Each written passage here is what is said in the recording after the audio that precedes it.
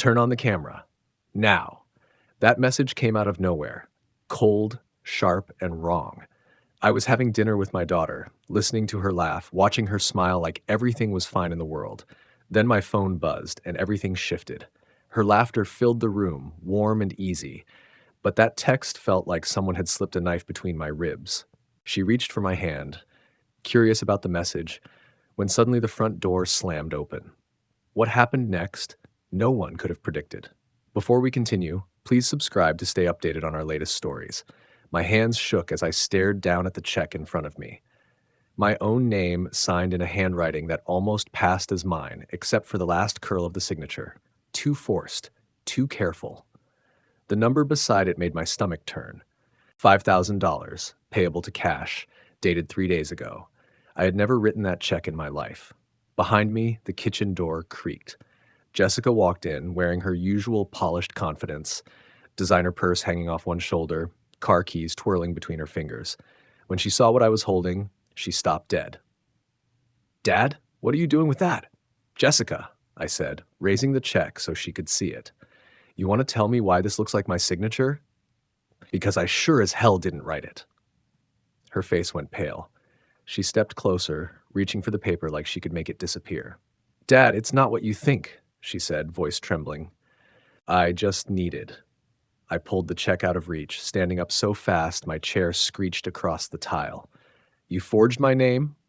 "Listen to me," she shouted, her voice cracking. "I'm in trouble, okay? Real trouble. I didn't know what else to do. The bills are out of control, and I couldn't ask you again after last time. So instead, you decided to steal from me?" Her composure crumbled. She clutched the counter, her knuckles white. "It's not stealing. You're my father." "I knew if you just listened, you'd understand." "Understand what? That my daughter's a thief?" The word hit her like a slap. Her eyes narrowed, pain flashing behind them. "A criminal? Really? After everything I've been through since Mom died, you think I wanted this?" My chest tightened. Catherine's death had broken something in both of us, but Jessica's grief had turned into something darker. Gambling, shopping, lies about debts that kept growing. "Your mother always worried you cared more about money than people," I said quietly. Her tone turned to ice. Don't bring Mom into this. She would have understood. She would have helped me." "By forging checks? By lying to banks?" She stared at me, then laughed, a sharp, broken sound. "You really think this is about one check? You have no idea, do you?" My stomach dropped. "What are you talking about?" "Forget it," she said, turning away. She started grabbing things, her phone charger, perfume, her bag, moving like someone getting ready to bolt. "Jessica, what don't I know?" I demanded. She spun around, eyes blazing. "You want answers? Fine. This isn't the first time, Dad. Not even close. And you know what? I'm not sorry." My heart pounded in my ears. "What are you saying?" "I'm saying you never understood me," she shot back. "Mom did, but you." She shook her head. "You only ever judged. You see problems, not solutions. You see me as a mistake you have to fix." She zipped her purse, the sound slicing through the silence. "I'm done explaining myself to someone who's already decided I'm a disappointment." "How many times?" I asked softly. Her hand paused on the door handle. She looked back, eyes full of something between shame and defiance. "More than you want to know, Dad? Way more." Then the door slammed, leaving the house echoing and hollow. I watched through the window as she crossed the driveway, heels striking hard against the pavement. Her car engine roared, and she was gone. I stood there for a long time, holding that check, the proof of how far things had fallen. Outside, the world carried on like nothing had changed. A dog barked once, then silence. Hours later, I sat on the subway heading downtown, the check folded in my pocket. Jessica's words kept looping in my mind, "More than you want to know."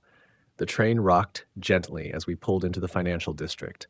I hadn't slept. I needed answers. The bank tower rose 40 stories above me, steel and glass cutting into the gray morning sky. Inside, the marble floors gleamed under fluorescent light, footsteps echoing from every direction. At the front desk, I asked for someone who could help me review my account. "Mr. Brenner?" a woman's voice called. I turned to see her, early 30s, professional, polite. "I'm Linda Rodriguez, loan specialist. I understand you have questions about your account." We sat down at her desk, a tidy space filled with files and the hum of her computer. I took the check from my jacket and set it in front of her. "I found this yesterday. I didn't write it." Her expression changed, just slightly, but enough for me to notice. She turned to her screen and started typing. "Let me pull up your full profile," she said. A few seconds passed before she looked up again. "Mr. Brenner," she said carefully, "it shows here you have an active loan for $500,000. The words hit like ice water down my spine. "That's impossible," I said slowly. "I never took out a loan like that." "It was approved 6 months ago," Linda said, turning the monitor toward me. "Here's your signature on all the paperwork." I leaned in, squinting at the screen. My name stared back at me in looping ink, perfect down to the smallest flourish, but I didn't remember signing any of it. Not the dates, not the loan amounts, none of it. "This is forgery," I said, my voice low and distant like it belonged to someone else. "My daughter! Oh, God, what has she done?" Linda's expression softened. "Mr. Brenner, I'm truly sorry, but this is serious. If these signatures were falsified, we need to take immediate action." "Show me everything."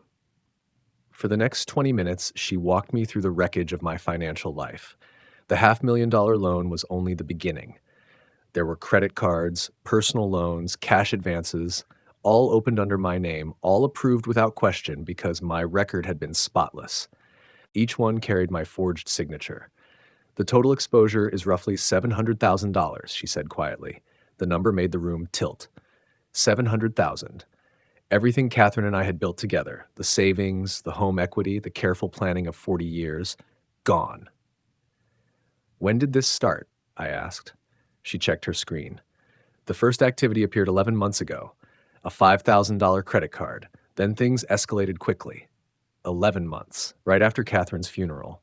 While Jessica had been pretending to grieve, while I'd been trying to hold her together, she had been doing this." "What can I do?" I asked, though I already knew the answer wouldn't fix what was broken. Linda slid a stack of papers toward me. "You'll need to file a police report for identity theft. The bank will launch a full investigation, but—" She hesitated, choosing her words carefully. "Fraud of this scale, especially when it involves a family member, can get complicated." I stood on unsteady legs, clutching the documents to my chest. The air conditioning suddenly felt like winter. "Thank you," I managed to say. "Mr. Brenner," she added softly, "I'm obligated to inform you, some of these accounts are already in default. You'll likely receive legal notices soon." The elevator ride down felt endless. When the doors finally opened, the summer heat outside hit me like a physical blow. People rushed past, laughing, drinking coffee, taking calls, living their lives, while mine had just been shattered in a sterile office. I stared down at the papers in my hands, every page a piece of evidence that my daughter had betrayed me. When I got home, the sound of my keys hitting the kitchen counter was loud enough to echo. The house didn't feel like home anymore. It felt like a crime scene. I spread the documents out across the same table where I'd first discovered the forged check barely a day earlier. $700,000. I organized the pages by date, watching the pattern take shape, month after month of deceit. November 2024, the first credit card, $5,000. December, a $20,000 personal loan. January, another credit card. February, the big one, a $500,000 mortgage taken against my house. My house. The one Catherine and I bought as newlyweds. The one where Jessica took her first steps. The one where Catherine breathed her last upstairs. I walked to the living room and stared at her picture on the mantel. Her smile, frozen in time, still had the power to steady me. It was taken on our 30th anniversary. Her favorite blue dress, the one Jessica borrowed and never gave back. "What would you tell me to do?" I asked the empty room. Catherine had always seen through Jessica's charm. "She loves money more than people," she'd once said after Jessica vanished for a week with $200. "One day, that's going to ruin someone." Back then, I told her she was being too harsh, too suspicious. I see now she wasn't being cruel. She was warning me. I sat back down at the table, grabbed a legal pad, and started making notes. Every option felt like a wound waiting to open. I could go to the police, report the identity theft, let the justice system handle her. That would mean prison time for my daughter. Or I could try to deal with it quietly, demand repayment, try to salvage whatever was left between us. But the math didn't lie. Even if she wanted to fix this, which I doubted, she didn't have $700,000. This wasn't desperation. It was deliberate. calculated. I scrolled through my contacts until I found her name. My thumb hovered over the call button. What did I even hope for? That she'd cry? Apologize? Promise to make it right? The woman who'd left this house yesterday wasn't the same girl who cried at her mother's funeral. She was the woman who forged my name again and again, who mortgaged my home, who looked me in the eye and called me judgmental. That woman was a stranger, but she was still my daughter. I set the phone down and walked to the window. The old swing still hung in the backyard, rusted but standing. I'd built it for her 7th birthday, spending 3 weekends making sure it would never fall. Funny. I'd spent my life trying to keep her safe, and now she was the one I needed protection from. The phone buzzed on the counter, pulling me back. A message from Paul Martinez. Haven't heard from you in weeks. Coffee this afternoon? Paul, my old partner from the Boston Police Department, 25 years on the force. Maybe, just maybe, he could help me figure out where to start.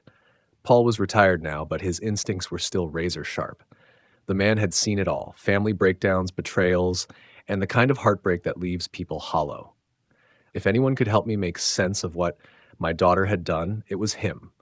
But instead of calling Paul, my thumb drifted toward Jessica's name again. She needed to know I'd uncovered everything, needed to understand that this wasn't something she could bury or talk her way out of. Whether I went to the police or handled it quietly, she had to face the weight of what she'd done. One call, that's all it would take to change everything between us forever. Still, pretending nothing had happened wouldn't make the forged signatures vanish. I pressed the number and listened as it rang. 24 hours later, I was still staring at her contact on my screen. The bank paperwork covered my kitchen table like crime scene evidence. I'd gone over the conversation in my head a dozen times, but my hands still trembled as I hit call. 4 rings. Then her voice, flat, cold, detached. "What do you want, Dad?" "Jessica," I said quietly. "I know about the $500,000 loan. Explain this to me." Silence. In the background, I could hear canned laughter from a television show, mocking, cruel in its normalcy. "What loan?" she asked, but her voice wavered. The confidence from yesterday was gone, replaced by something uneasy. "The $500,000 you took out against my house," I said. "The bank showed me everything." "Dad, you're overreacting. It's just temporary financial trouble." "Temporary?" My grip tightened around the phone. "I'm looking at 12 forged documents right now. 12. Credit cards, loans, cash advances, $700,000 in total." The TV went silent. I pictured her fumbling for the remote, the same panic that had flooded me when I found that first check. "You went to the bank?" she asked, her voice suddenly small. "I had to," I said. "I needed to know how deep this went. And now I do."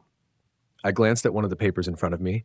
November 15th, personal loan for $20,000. December 3rd, credit card. January. Stop. The word hit like a whip crack. "Just stop, okay? I never meant for it to go this far." "But it did," I said, my voice shaking. "You mortgaged my home, Jessica. The house your mother and I bought together, the one where she died, the one I thought I'd spend the rest of my life in." She snapped back, her tone sharp as glass. "You only ever think about money. What about me? What about what I've been dealing with?" "Your problems," I shouted before I could stop myself. "You made those problems when you decided to steal from me." "I didn't steal," she fired back. "I needed help, and you never listen. You're stingy with everything. Mom was right about you." The mention of Catherine hit like a punch to the gut. "Don't you dare bring your mother into this," I said. "She would be ashamed of what you've done."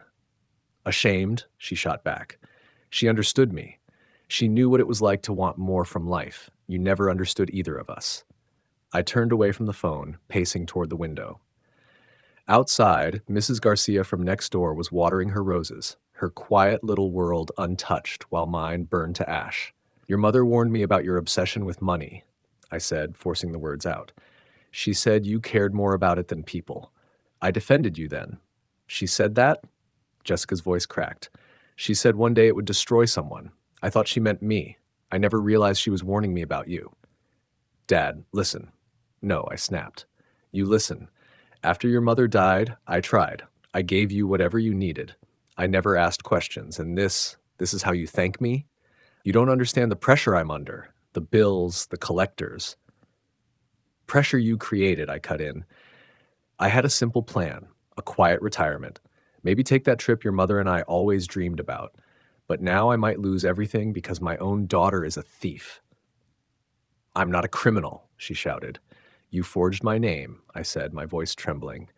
You opened accounts in my identity. You stole $700,000. What would you call that?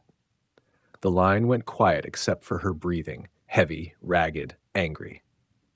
I call it survival, she said finally, her words slow and deliberate.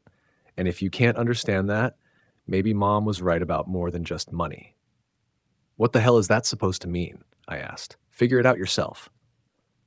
The line went dead. I stood there holding the silent phone, staring at the black screen that mirrored my own tired face. Outside, I could hear kids laughing somewhere down the street, their voices rising and fading with the evening breeze. $700,000. My daughter, my only family left. I set the phone beside the stack of papers spread across the table and tried to figure out what came next.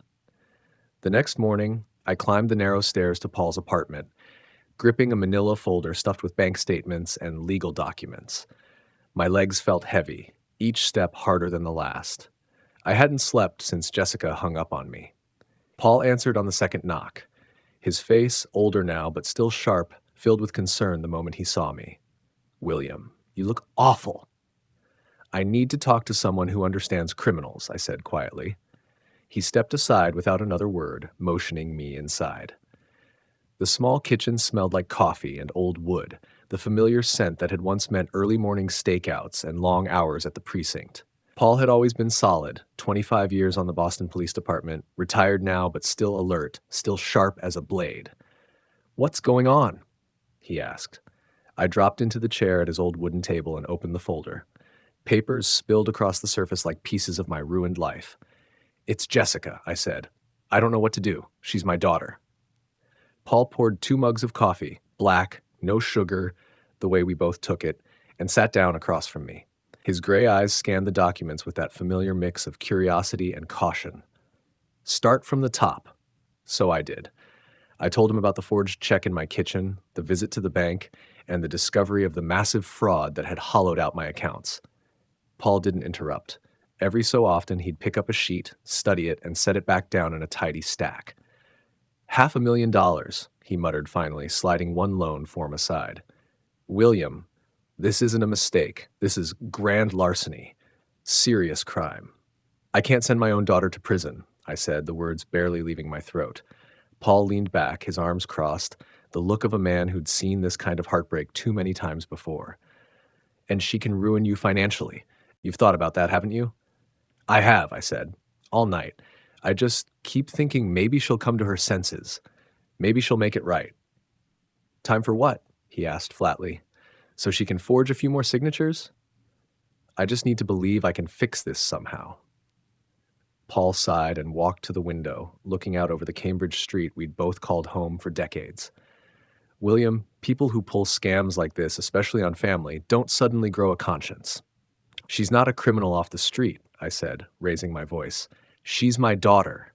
She's your daughter, he agreed, who stole $700,000 from you.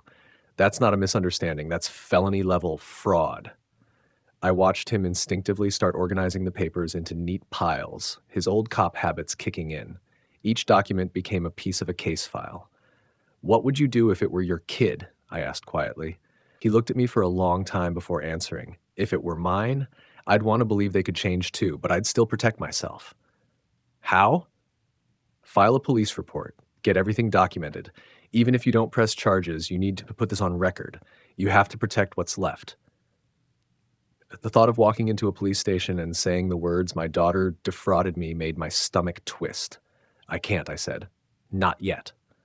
Paul nodded slowly, though his eyes betrayed something else, calculation, maybe even worry. All right, he said finally, but promise me something. Don't let her rope you into anything stupid. Don't sign a single piece of paper. Don't give her access to a penny. I won't.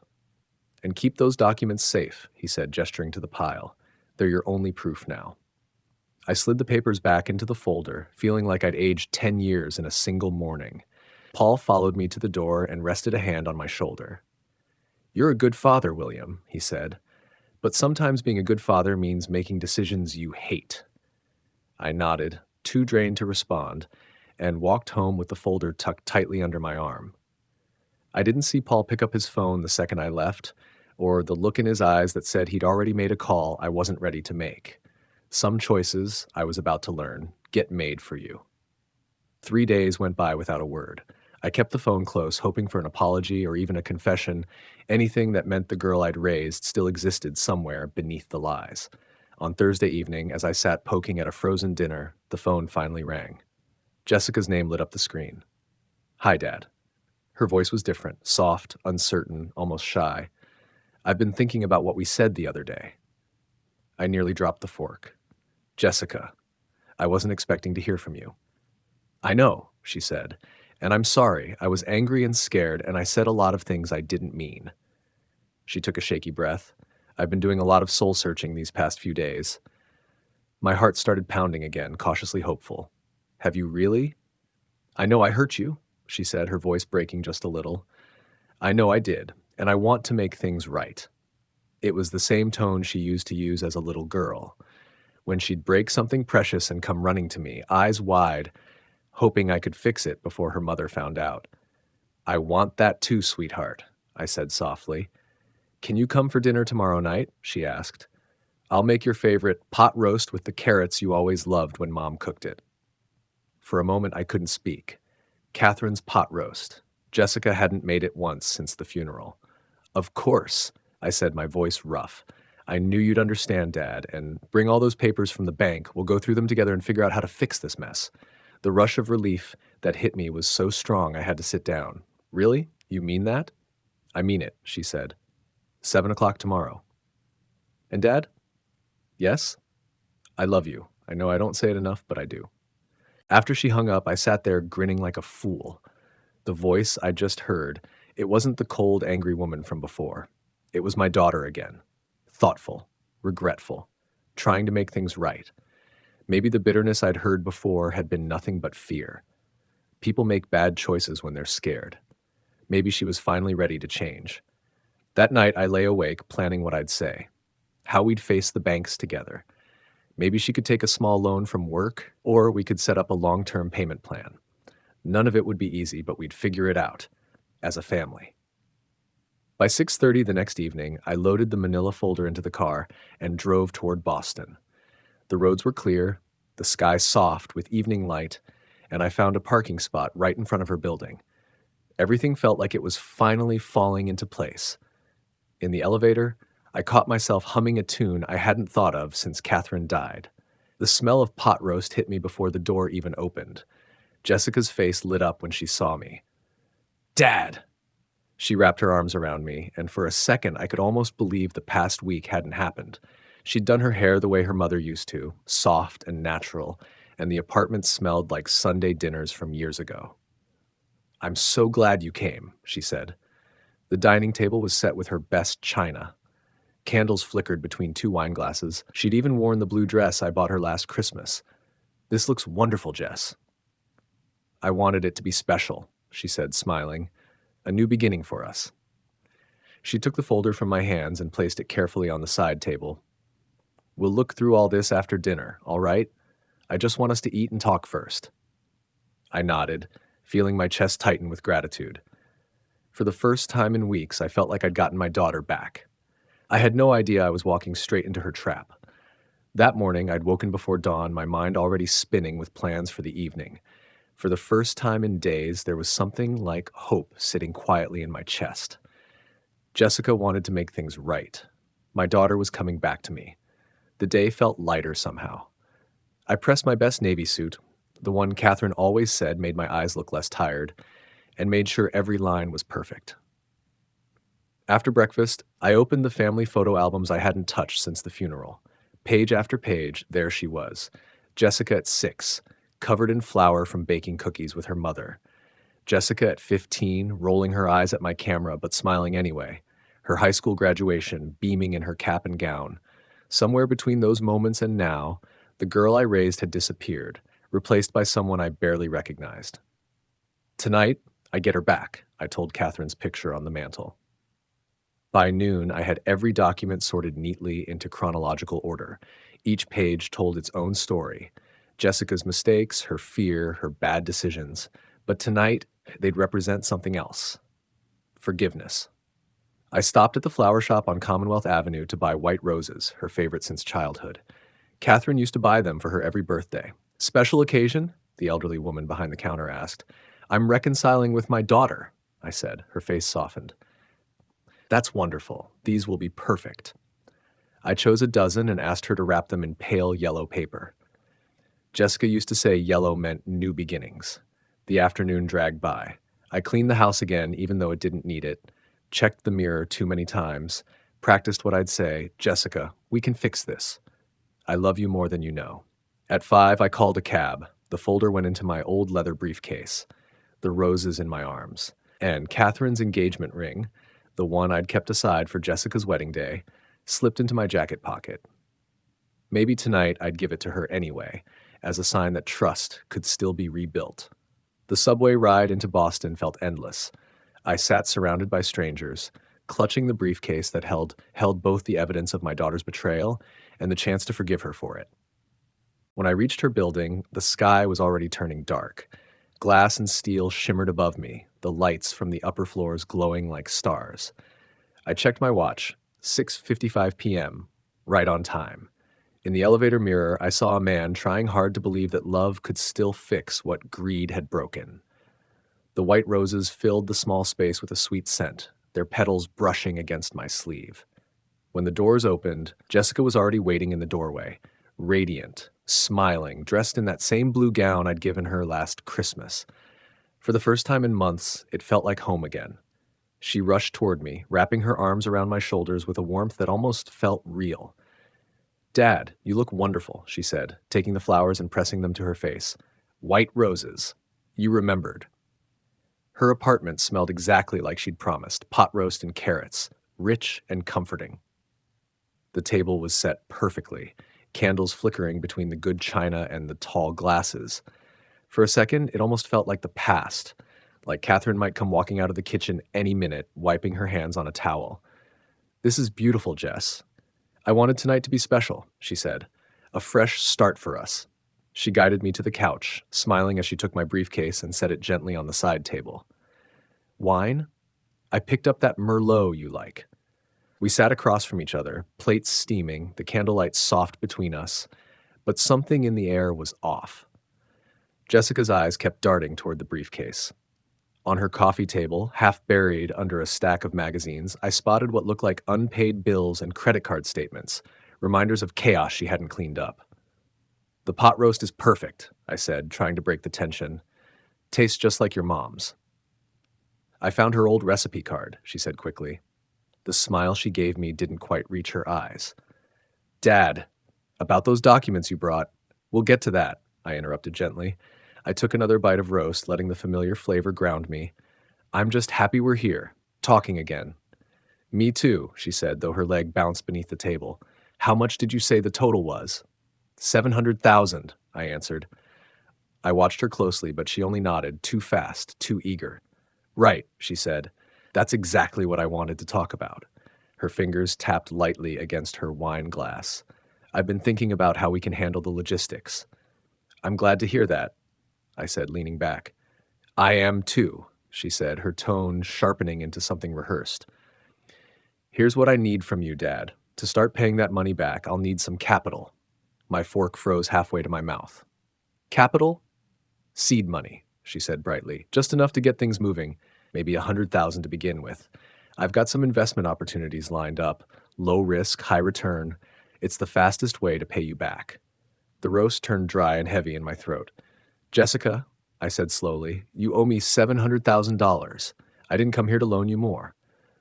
Dad, listen logically, she said, slipping into that familiar tone she'd used as a teenager when trying to talk her way out of trouble.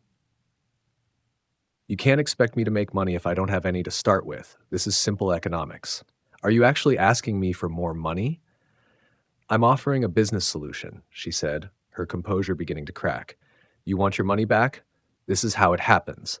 Jessica, I said, my voice low, you forged my signature. You stole from me. You mortgaged my house, And now you want me to give you more? It's not giving, it's investing, she snapped. You're being unbelievably short-sighted. I pushed back my chair, the legs scraping against the floor. Short-sighted, you committed multiple felonies. Everything I did was for survival, she shouted, standing up now, trembling with anger. You have no idea what it takes to keep your head above water in this city, what I deal with every day. So you decided to ruin my life instead? I decided, she said coldly, to use resources that were going to be mine anyway. She threw her arm toward the room. When you die, all this is mine. I just needed access to some of it now. The words landed like punches. This wasn't desperation talking anymore. It was calculation. Get out, she said suddenly. What? Get out of my apartment, Dad. Take your papers, your lectures, your judgment, just go. She moved toward the side table where my briefcase sat, and take those with you. I stepped forward. Jessica, give me that. No. Her grip tightened on the handle. I think I'll hang on to these. We both held on, neither willing to let go, faces inches apart. I searched her eyes, but the daughter I remembered, the little girl who used to fall asleep mid-story on my shoulder, was gone. What stared back at me was cold, angry, and unrecognizable. My phone buzzed in my pocket. A few hours later, the apartment was filled with flashing lights and the low murmur of police voices. Officers moved carefully through the space, photographing papers, collecting evidence. The pot roast still sat untouched on the table, candles burning low. I stood near the window, my phone in hand, staring down at the same mysterious message that had appeared just as everything fell apart. Mr. Brenner? Detective Sullivan's voice pulled me back. He was a tall man with a steady gaze, notebook in hand. We'll need a full statement about the fraud and any other related crimes. I nodded, the weight of the night settling over me. An hour earlier, I'd thought I was coming here for forgiveness. Now I was standing in the wreckage of that hope, watching strangers document the ruins of my family. Now she sat in handcuffs, her wrists trembling as uniformed officers moved through her apartment, photographing every trace of what she'd done. These documents will become evidence in the prosecution, Detective Sullivan said, carefully slipping each page into a labeled evidence bag. The originals with the forged signatures are key. Will I have to testify? I asked quietly. Most likely, yes, he replied. Your statement will help establish the full timeline and scope of the fraud. He studied my face for a moment. Are you all right, sir? I know this has been a difficult evening. Traumatic didn't even begin to describe it. Detective, I said after a pause, how did you even know to come here tonight? How did you know about the dinner? Sullivan exchanged a quick look with his partner, then offered a faint, knowing smile. You've got good friends, Mister Brenner. Someone called in a tip about ongoing financial crimes and suggested this would be the right time to intervene. My hands began to shake as the realization set in. A friend called? I asked. Someone with law enforcement experience? They'd already been investigating on their own, Sullivan said. We coordinated with them to make sure everything was handled properly. Paul. It had to be Paul. 20 minutes later, I sat in the back of a taxi, watching Jessica's apartment disappear in the rear window as we drove toward Cambridge. The driver tried to make small talk about the weather, but I could barely hear him. My oldest friend had set the entire operation in motion, the sting, the timing, the arrest.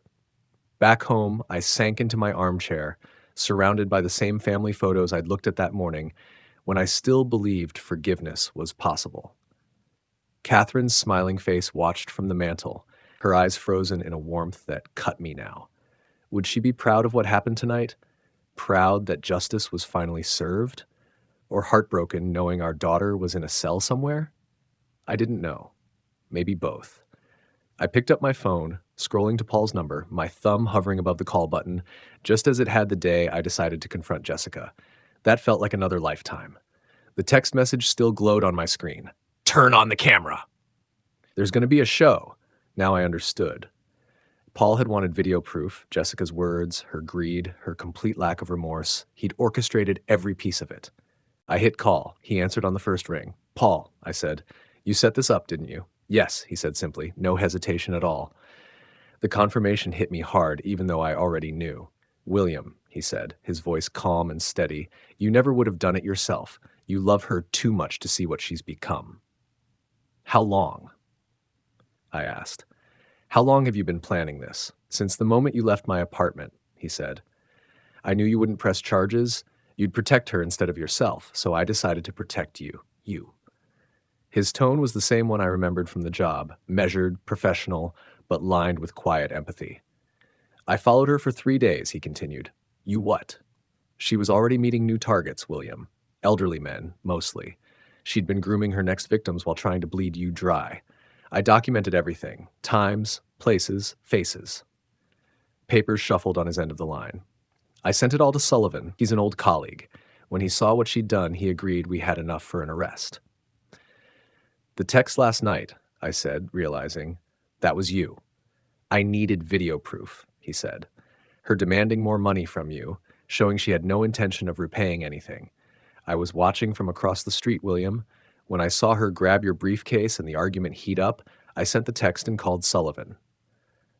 I walked to the window, looking out at the quiet Cambridge street where Paul and I had been neighbors for more than 20 years. You could have told me, I said quietly.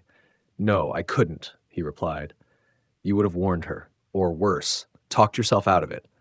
You've always been willing to sacrifice yourself for the people you love.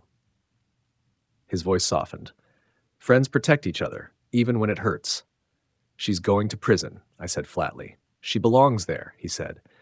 If I hadn't acted, you'd be bankrupt within the year. She wasn't going to stop, William. She was already looking for her next victims. How many people should lose everything because you can't accept who she really is? The words hit hard because they were true. I would have kept hoping, kept forgiving, right up until there was nothing left of me to save. What happens now? I asked. Now, Paul said, you tell the truth. When the time comes, you testify. The prosecution has more than enough evidence. She'll probably take a plea deal. I sank back into the kitchen chair, my body suddenly heavy. I don't even know how to feel about this. Feel grateful, Paul said gently. Grateful that someone cared enough to do what you couldn't. Feel relieved, you're safe now, and feel proud that for once you're holding her accountable. Will you come with me to the hearing? I asked quietly. Of course, he said without hesitation. We've faced everything together so far. This won't be any different. After we hung up, I sat alone in the stillness of my kitchen, the weight of everything settling in, the betrayal, the justice, the loss. The house felt quieter than ever, as if even the walls were mourning what family used to mean. He'd risked our friendship to save me from my blindness, from the part of me that refused to see who Jessica had really become. He'd used every bit of his training, his contacts, and his instincts to protect me when I couldn't protect myself. Catherine used to say Paul was the kind of friend every man should have. Now I understood exactly what she meant. 3 weeks later, he pulled up in his old Honda, the same one he'd driven since retirement. We didn't talk much on the ride, just the steady hum of the engine and the city slowly coming to life around us. Ahead, the federal courthouse rose like a monument to consequences, its limestone pillars cutting sharp lines against the pale July sky. We parked a block away and walked up the wide stone steps together. My best suit felt stiff, almost foreign, after weeks of loose shirts and sleepless nights. Ready for this? Paul asked, adjusting his tie. As ready as I'll ever be, I said. Inside, the courtroom was smaller than I'd imagined. Wood-paneled walls, the faint smell of paper and old varnish, serious faces all around. Jessica sat at the defendant's table in an orange jumpsuit, her hair tied back in a severe bun. She looked nothing like the woman who had served me pot roast just 3 weeks ago. She didn't look up when I entered. Judge Rebecca Hartman presided with quiet control, her silver hair and wire-rimmed glasses giving her the air of someone who'd seen every shade of human failure and no longer flinched at any of it. Mr. Brenner, she said gently when my turn came, would you like to make a statement? I stood, hands shaking slightly as I unfolded the paper I'd written and rewritten a dozen times. Your Honor, I began, my daughter stole $700,000 from me over 11 months. She forged my signature, opened accounts in my name, and mortgaged my house without my consent. My voice steadied as I went on. But the money isn't the worst part. What she really took was trust. She used my love for her as leverage, twisted it until I couldn't see straight. Even after being caught, she showed no real remorse, only anger that she'd been stopped. Across the room, Jessica's shoulders trembled, but she still didn't turn to face me. I love my daughter, I said, but I can't keep rescuing her from the consequences of her choices. If she's ever going to change, she needs to face them. When Jessica finally stood to speak, her voice was small. I'm sorry for what I did to my father. I was desperate. I made terrible mistakes. It should have sounded like remorse, but there was something rehearsed about it, like lines practiced in a mirror during long, sleepless nights in a cell. Judge Hartman's tone was calm but firm as she delivered the sentence. Jessica Brenner, you are hereby sentenced to 4 years in federal prison for identity theft, document forgery, and bank fraud. You are also ordered to pay full restitution in the amount of $700,000 to the victim. The gavel struck once, final, echoing, a sound like a door closing on a chapter that would never reopen. As the marshals led Jessica away, she finally turned her head. Her eyes met mine for a fleeting moment. I hope you're happy now, she said quietly. I hope you learn responsibility, I replied. Outside, the sun was bright, almost blinding. Paul and I walked down the courthouse steps side by side. The city moved around us as if nothing monumental had happened, but for me, the air felt cleaner, lighter somehow. Justice has been served, friend, Paul said, his voice steady. I nodded. Peace, I said softly. Not happiness, but peace. Because there was nothing joyful about watching your own child face punishment. But there was relief, honest, painful relief, knowing the lies had finally ended. Thank you, I said, looking at him, for doing what I couldn't. That's what friends are for, he said simply.